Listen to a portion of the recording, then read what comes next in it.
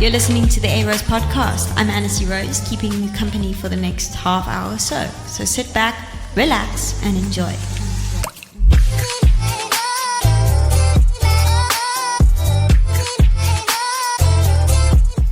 This has definitely been a long time coming. I've always wanted to start a podcast, but it's taken me a while to find a good concept idea. And finally, I have it. So with that being said, let's get into the content.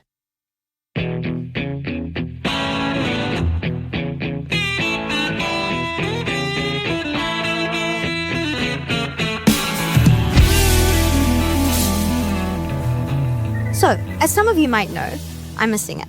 And last year was a really great year for my music. I managed to get a lot of recognition internationally on editorials and charts, thanks to Spotify and Apple. This led to many radio interviews and many TV interviews. And the common question I always got asked was, what was the inspiration behind the track?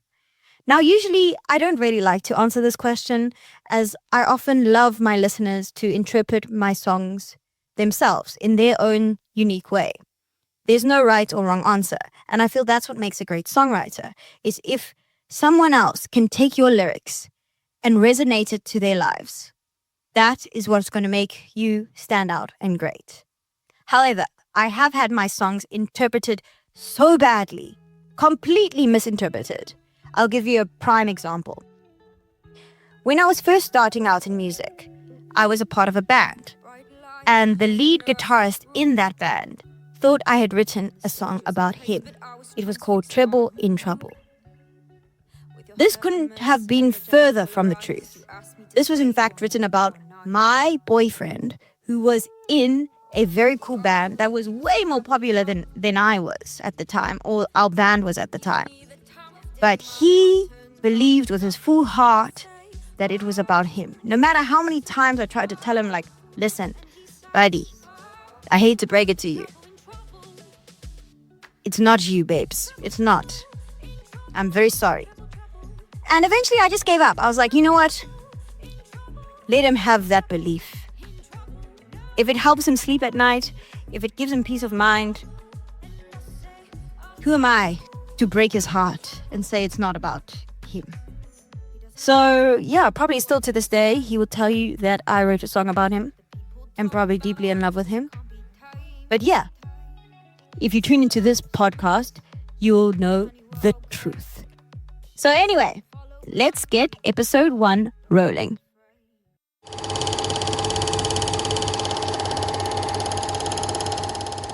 So, when discussing It's Not You, we need to take it back to 2020, COVID days, those dark times, level 5, where I was a radio presenter in Stellenbosch. And luckily, radio presenting is an essential service, so I could still do my job. So, during this time of isolation, there wasn't any socializing happening, so I decided to put that extra time into self-reflecting, bettering myself, learning how to be an improved version of Anacy, getting rid of my toxic traits and habits and avoidant attachment styles, being more at peace internally, and also eating healthier, living a healthier lifestyle. I was trying to do my Pilates and yoga in my little room just to ease the mind, ease the soul. And I believe it worked. I did become a more enlightened human being. It sounds cringy and cliche, but I believe I did.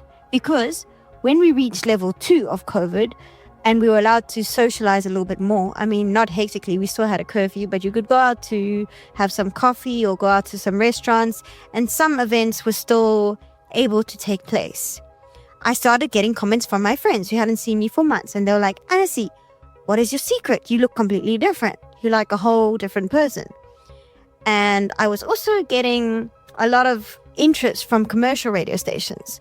So I was preparing for those job interviews, and I was really enjoying my show. I was getting a lot of good feedback from my show. Plus, I also started making music again, which I never thought I would do. I thought my music career was in the bin, in the trash, long gone, dead, deceased, blah.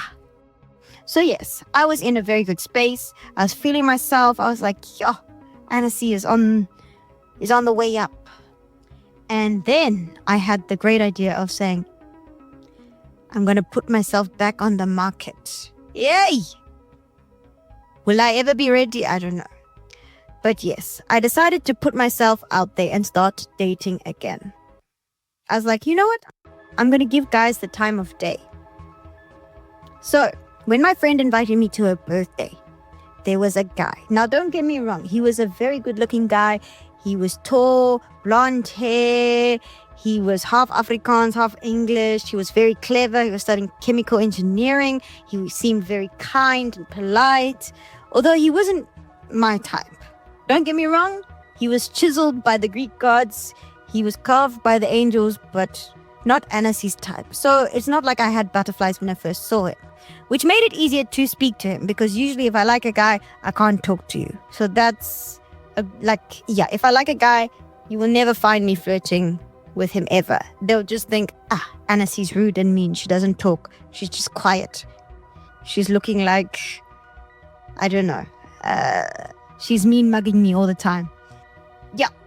So with this guy, it was not the case. I was making great conversation. I was polite to him and didn't think much of him. I wasn't really paying much attention to him, as it was a birthday celebration and all about my friend. So as the night drew to a close, he then surprised me by asking for my number. And I was like, yay. Now, I don't know if it was because of my low self-worth. I didn't think much of it. I just thought he wanted me to be his friend. So I gave him my number. I said, sure, That was not the case. I couldn't have been more wrong. This guy, after the night, sent me a message saying, it was so great meeting you. You're so fun to talk to. You're amazing. Would love to do it again sometime. And then I realized, hey, maybe this guy wants something more. So I decided to put him to the test and make him jump through some hoops and loops just to see what his true intentions were. If he was really genuine or not just pretending to be nice to get something else in return. Because usually if a guy says he's a nice guy, he's not. If a guy tells you he's nice, run. Just run as fast as you can away, because that man will ruin your life. It's usually the men that don't say they are nice that are nice. That's Anacy's advice. Yo, and it rhymed. Ha! Bars. Anyway, moving on. He passed with flying colors, A++. Every test I did, every examination, he passed with flying colors. And I really started to enjoy hanging out with him and talking to him. And so we started talking and hanging out for a good month and a half. But everything was still platonic, as I didn't truly know how I felt about him. I was still quite uncertain, as I didn't have butterflies. It wasn't love at first sight. But usually that's a good thing, because my type is trash. So I had kind of been ruined from the previous guy. So I was like, you know what? Maybe I must do a 180 and date the complete opposite of my usual type. Perhaps that's a good thing. I had also read that butterflies are a survival mechanism, so that you don't open up and don't be intimate with somebody. So you find that person boring who doesn't give you butterflies, but in actual fact, the person that's giving you butterflies is emotionally unavailable, making you feel insecure, uncertain about where you stand with them, which is not good. You don't want to feel like that. When you're in a relationship, you want to feel comfortable. You want to feel confident. You want to feel like they're going to reply within a few hours and not leave you hanging, or ghost you for 21 days and then suddenly come up out of the blue. So I decided, no, this is my brain playing tricks on me. Talk to this guy, see where it goes. Keep talking. Don't initiate anything. Who knows? Maybe he could surprise you. And he did. We had a lot more in common than I thought. Which brings us to November.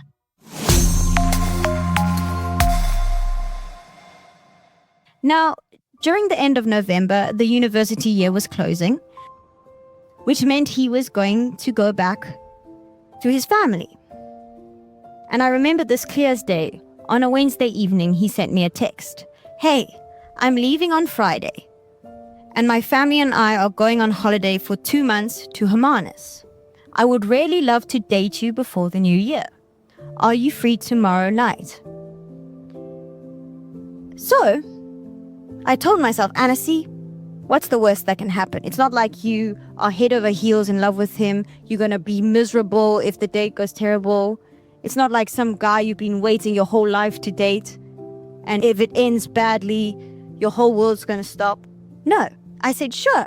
I have a radio show in the evening, but can meet up with you afterwards. And he said, sure. See you then. Looking forward to it. The morning of Thursday came. I was not nervous at all. Now, usually on the day of a first date, I'm a nervous wreck. I'm so anxious. I am so nauseous. I'm just like so stressed. I'm going to say the wrong thing, do the wrong thing, just act weird, and it's just going to be a terrible time. But this was not the case. I was cool as a cucumber. I was just cruising. I went to gym. Then I decided to run some errands.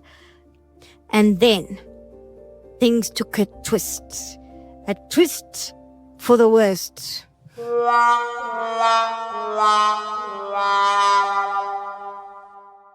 As I was getting in my car in the mall parking lot, after running errands, I got a call from my dad.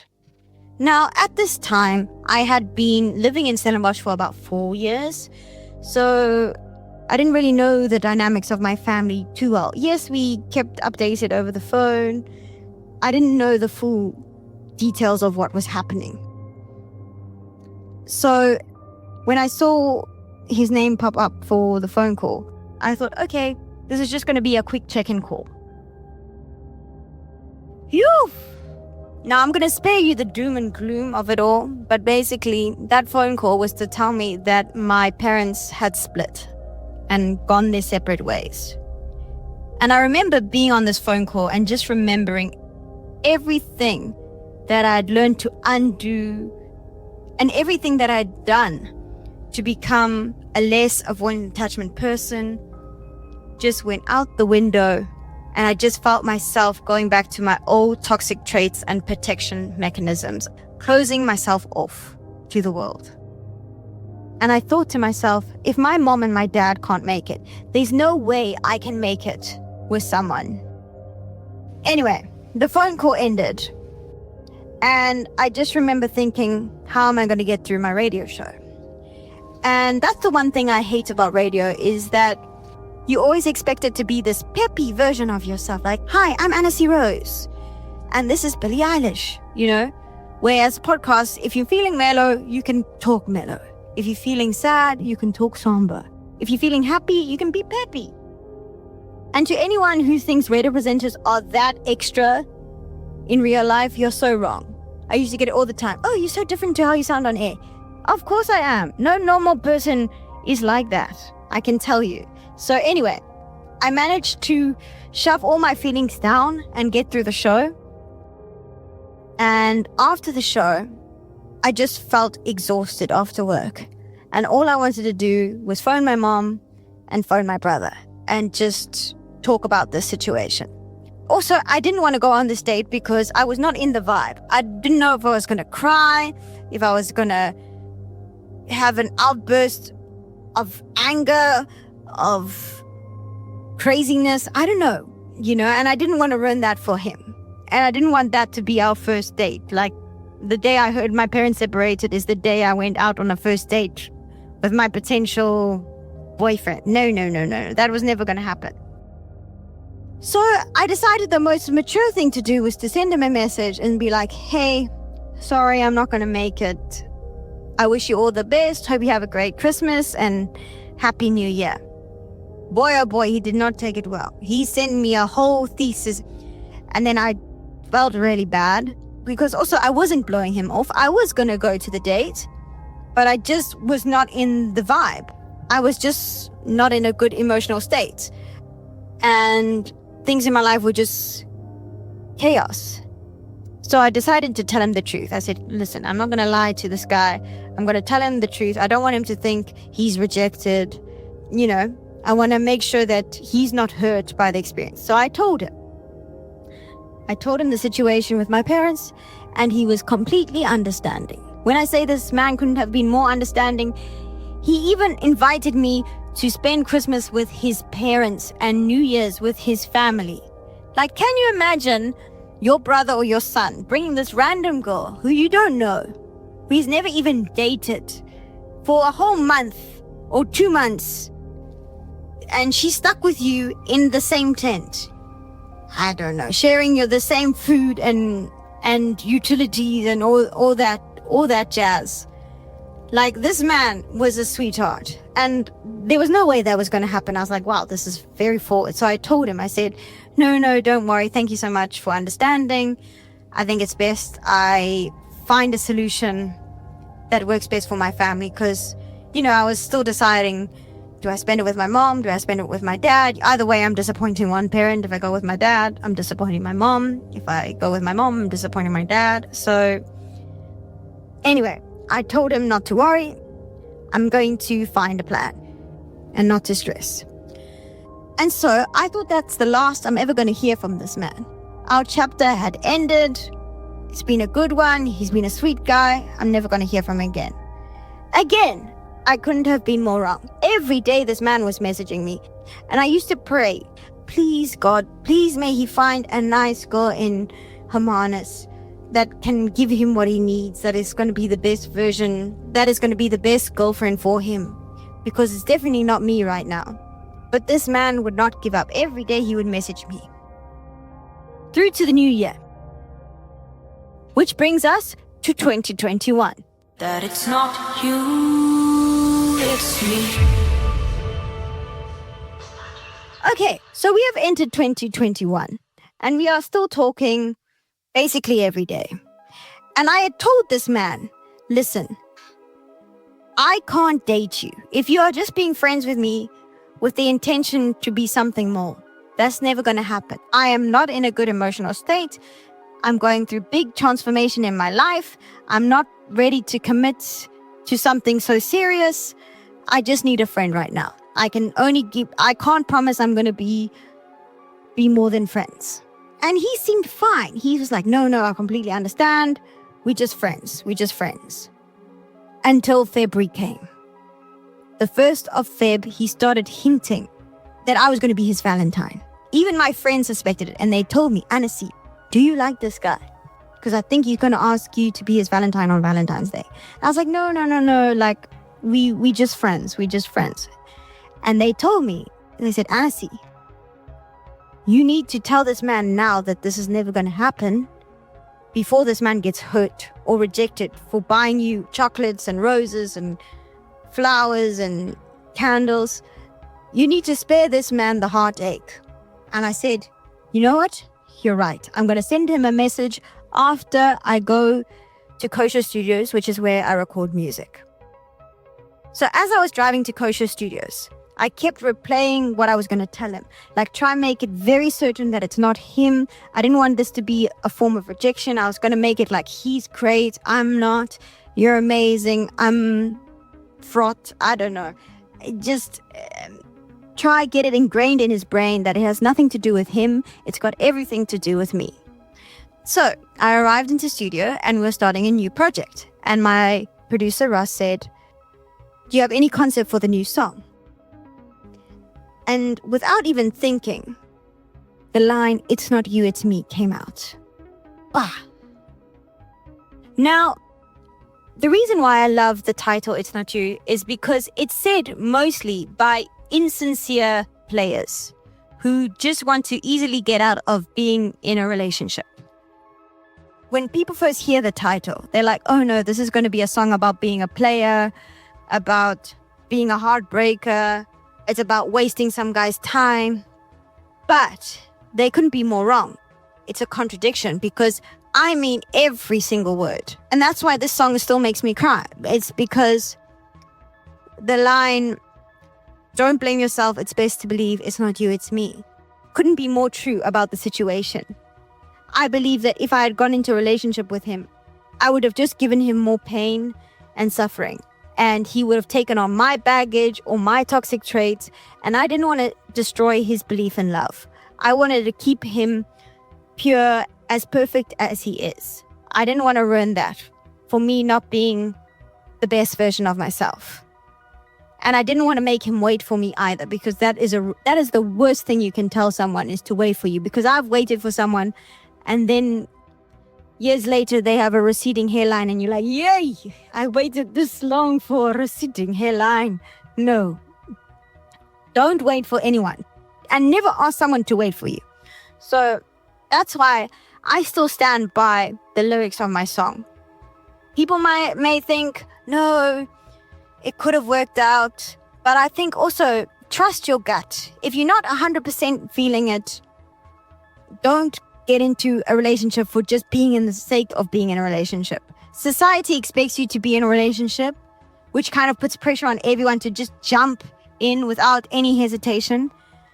But that can never be me. And I feel so many of my friends and family members have got into relationships without really thinking properly, or without really truly knowing how they feel about that person.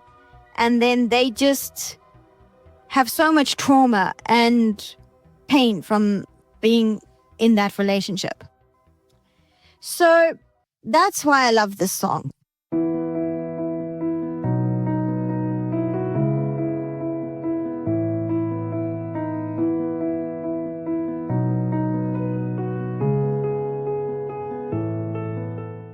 Phew! That wraps up It's Not You. Now, you may be wondering, how did the guy take it? He took it as well as one could. I think he did understand that it had nothing to do with him. And even if he didn't, I think eventually he will soon understand. And there's a line I love in the song, and to quote it, it goes, "You deserve better, you will thank me later." And I still stand by every single lyric. If I had to go back in time, I would still do the same thing. I would still not jump into the relationship, because I believe it wouldn't have worked out. I was not able to be the best girlfriend for him. I was going through a really difficult time in my life. I couldn't be 100% available to him. And I think in conclusion, the last reminder I want to give you guys is to take your time. If you're still suffering with trauma, if you're still dealing with pain from 10 years ago, 1 day ago, and you're not 100% certain on a person, take your time. You don't have to rush into a relationship. You don't have to rush into a situation, whether it be career-wise, personal life-wise. Take your time. If it's meant to be, it will be. Trust the universe. Trust your gut. Most importantly, trust yourself.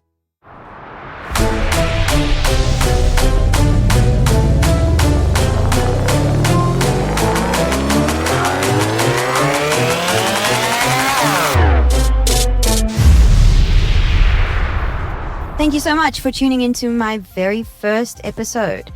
If you enjoyed it, please give this podcast a like and a follow, and stay tuned next week. And if you have any requests on what song you would like me to do next, please, my DMs are always open. Feel free to send me a message. Until next time, I'm Anacy Rose. That's a wrap.